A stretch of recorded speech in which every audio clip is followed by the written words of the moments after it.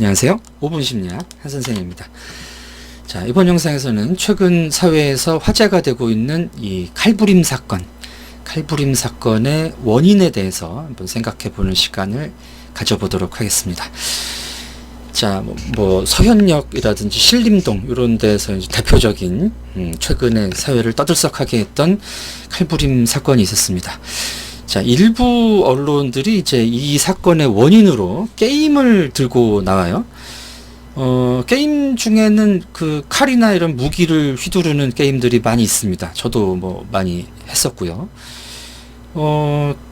그런데 이 게임이 과연 이런 끔찍한 사건의 원인일까?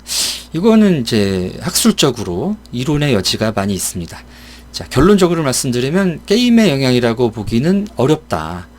자, 폭력물이나 이런 이제 잔인한 종류의 게임, 영화, 드라마, 매체들이 사회의 폭력성에 어느 정도의 영향을 미친다라는 것은 부정할 수는 없습니다.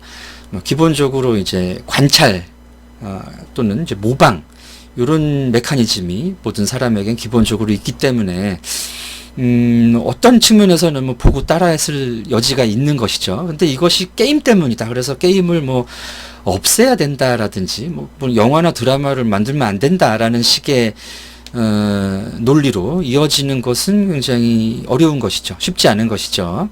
그래서는 안 된다는 말씀입니다. 자, 왜냐하면 또 그런 영화나 폭력물이라든지 그런 어떤 잔인한 범죄를 묘사하는 것이 창작에 있어서 필요하기도 하고, 그런 경각심을 불러일으키거나 그런 범죄자에 대한 경계심 또는 이제 잠재적인 그런 범죄자들이 저런 일을 저지르면 잡힌다.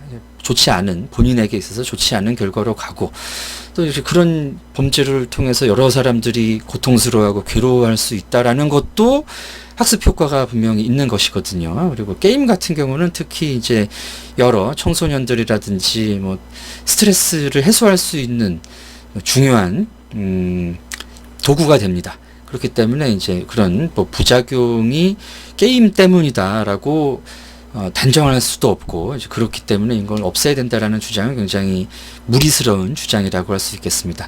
자, 칼부림 사건 같은 불특정 다수를 대상으로 하는 범죄의 근본적인 원인은 게임이 아니라 사회적 고립입니다. 사회적 고립.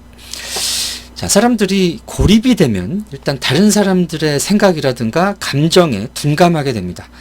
자, 저 사람이 어떤 생각을 하고 어떤 감정을 느끼고 있다는 것을 내가 직접적으로 이해할 수 있는 방법이 없어요. 그래서 이제 내가 생각하는, 내가 보고 들은 정보를 바탕으로 나의 이런 생각 회로가 점점 폐쇄적이 된다는 것이죠. 그리고 그 안에서만 어떤 그 사고의 피드백들이 이루어지기 때문에 내가 이런 생각을 실행하고 그 결과가 어떻게 되고, 그래서 다른 사람들이 어떤 경험을 하고 거기서 무엇을 느끼고 그게 다른 사람들에게 어떤 상처가 될지 나는 피드백을 받지 못한다는 거예요. 그래서 이제 내 외골수대로 판단을 하고 실행에 옮겨질 가능성이 크다는 거죠. 자, 물론 고립이 된다고 해서 모든 사람들이 그런 또 범죄를 저지르는 건 역시 아닙니다. 자, 그런 그 범죄 행위까지 저지를 수 있는 사람은 고립된 삶을 살고 있는 사람 중에서도 극히 일부죠. 자기의 고립의 이유를 어떤 사회적인 박탈감, 사회의 어떤 분노, 사회에 대한 분노, 불특정 다수에 대한 분노로 전환을 시키고 그것을 저 사람들을 내가 해쳐야 되겠다라는 생각까지 발전시킬 수 있는 사람은 흔하지 않아요. 자, 물론 이제 고립이 된 사람들 중에 이런 사고 회로를 발전시켜서 범죄에 이어질 가능성이 크다는 것은 사실입니다. 그래서 이제 우리 사회라든가 범죄라든가 정신의료 쪽에서 이런 부분을 좀 염두에 두고 예방 쪽에 좀 신경을 써야 되는 것도 사실이고요.